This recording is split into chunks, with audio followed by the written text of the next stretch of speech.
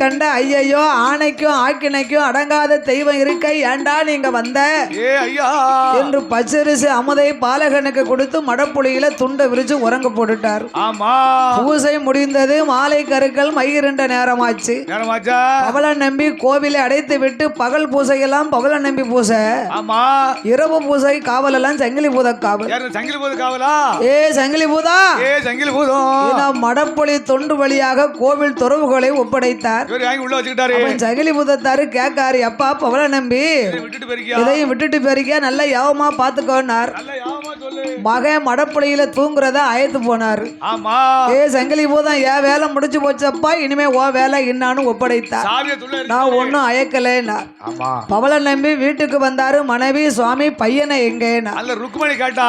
ஐயோ பையனுக்கு சாப்பாடு கொடுத்து மடப்புளியில தூங்க போட்டுட்டேனே. ஐயோ அங்க ஆணைக்கும் ஆக்கினைக்கும் அடங்கா தெய்வம் இருக்கு, பிள்ளைய கூட்டிக்கிட்டு வாங்களே. சங்கிலி பூதா கொடுத்த கோவில் சாவிய ஒரு நிமிஷம் மடப்பொழி தொண்டு வழியா போடையா. பவள நம்பி போகும்போதே உன்னை ஞாபகப்படுத்தின, எதையும் விட்டுட்டு பெருக்க ஞாபகமா எடுத்துட்டு போன்னு சொன்னேன். நீ ஒண்ணு இல்லன்னுட்ட. உன் வேலை முடிஞ்சு போச்சு, இனி ஏன் காவல் தான். என் மகன் குண்டல வாசகன் மடப்புளியில தூங்குதான், என் பிள்ளைய நான் கூப்பிட வந்திருக்கிறேன். உன் பிள்ளை தானே, நான் இருக்கேன்பா. உன் பிள்ளைய பாதுகாப்பா நான் வச்சிருப்பேன், நீ பயப்படாத. நீ ஆணைக்கும் ஆக்கினைக்கும் அடங்கா தெய்வம். என் மகன் இல்லாம நான் அங்க இருந்து போக மாட்டேன். உயிருக்கு நான் எந்த ஆபத்தும் கொடுக்க மாட்டேன். அப்பா நீ காலையில வா, காலையில வந்தா உன் மவனை காம்புலம் வளர்த்து தாரேன்பா.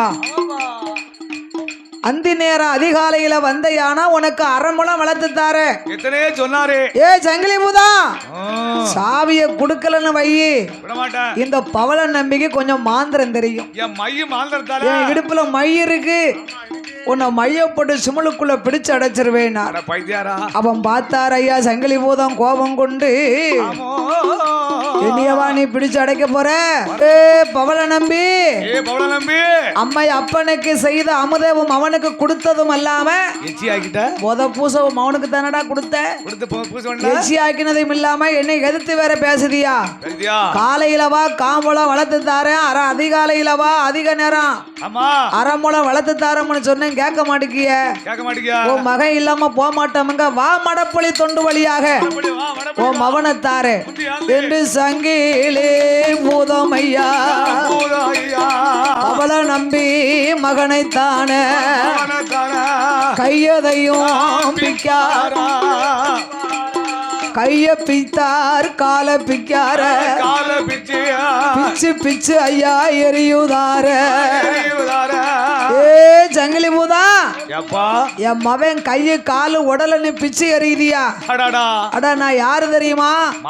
என்கிட்ட இருக்கும் மையம் மகிமைனால என் மகனை இப்ப ஒட்ட வச்சு காட்டுது என்று பவளன் நம்பி மாந்திர மகிமைனால குண்டல வாசகன் கையை காலு உடலை பிச்சு எறிந்தார். சங்கிலி பூதம் மை மகிமைனால ஒட்ட வச்சுட்டான். பார்த்தார் சங்கிலி பூதம் கோபம் கொண்டு, கையை காலு உடலை பிச்சு எறிய போய்தானடா நீ ஒட்ட வச்ச. மகன் மண்டை என் கையில இருக்கு, நீ எப்படி ஒட்டுதான்னு பாப்போமே அப்படின்னு இந்த மடப்புளியில மசாலா இடிக்க குத்து உரல் இருக்கு, அந்த உரல்ல போட்டு குண்டல வாசகன் தலையை சுக்கு சுக்கா நொறுக்கினார். ஐயா சுக்கு சுக்கா நொறுக்குதார, பொடி பொடியா குதார.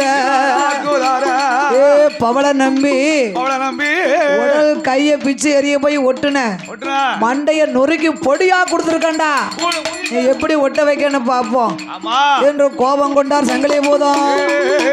பார்த்தாரே பவள நம்பி, ஆடா ஐயா சங்கிலி பூதம் மவன இக்கோலம் கண்ட ஒன்ன சும்மா விட மாட்டேன்.